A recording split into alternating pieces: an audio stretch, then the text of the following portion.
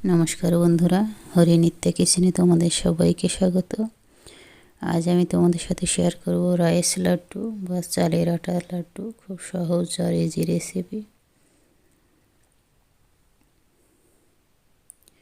তো সবার প্রথমে একটা কড়াইতে নিয়ে নেব 1 কাপ চালের আটা, শুকনো কড়াই। এবার এটা ভালো করে নাড়াচাড়া করব আর 5-7 মিনিট ধরে এটা রোস্ট করে নেব। এই সময় গ্যাসের ফ্লেমটা একদম লো থাকবে, একটুও বাড়ানো যাবে না, না হলে নিচের থেকে পুড়ে যেতে পারে। 5-7 মিনিট ভালো করে এটা নাড়াচাড়া করে রোস্ট করে নেব। 5-7 মিনিট পর এবার এখানে অ্যাড করব নারকেল কোড়া। 1/2 কাপ মতো নারকেল কোড়া নিয়েছি।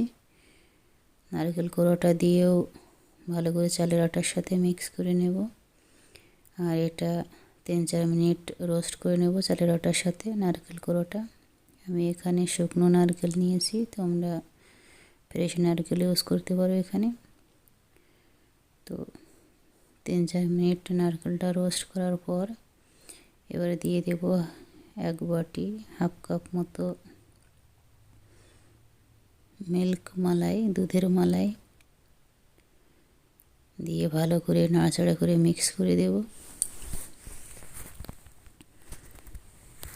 আটা নারকেলের সাথে যাতে ভালোভাবে মিক্স হয়ে যায়, ভালোভাবে মিক্স করে নেব। নিয়ে 2 মিনিট রোস্ট করে নেব সব কিছু একসাথে। গ্যাসের ফ্লেমটা সবসময় লো রাখতে হবে। ভালো করে মিক্স করে নেওয়ার পর এবার দিয়ে দেব 1/2 কাপ চিনির গুঁড়ো।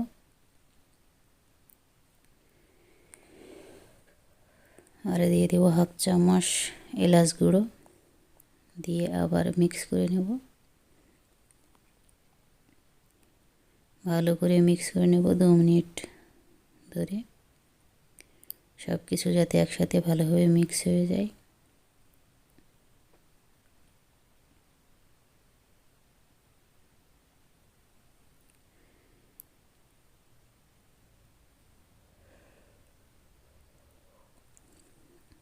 ভালো করে মিক্স করার পর এবার গ্যাসের ফ্লেমটা অফ করে দেব। অফ করে দিয়ে এটা 20-30 সেকেন্ড পর্যন্ত নাড়াচাড়া করব।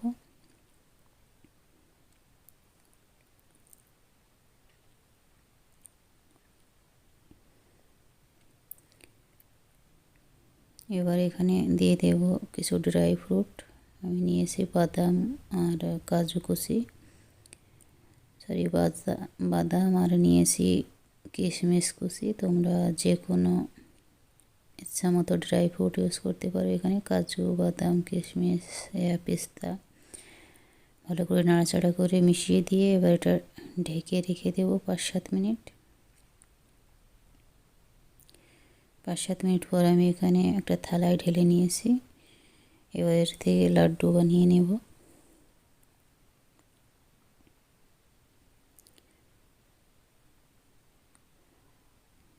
মাঝারি সাইজের লাড্ডু তৈরি করে নেব আমি।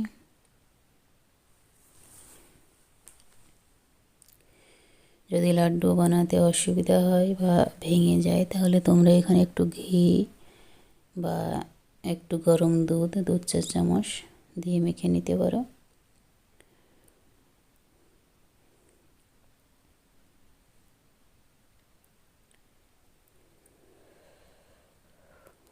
তো আমি এইভাবে সব লাড্ডুগুলো বানিয়ে নেব। তো বন্ধুরা, তৈরি হয়ে গেল রাইস লাড্ডু। যদি তোমাদের রেসিপিটা ভালো লাগে তাহলে লাইক আর শেয়ার করো বন্ধুদের সাথে। আর আমার চ্যানেলটা প্লিজ সাবস্ক্রাইব করো।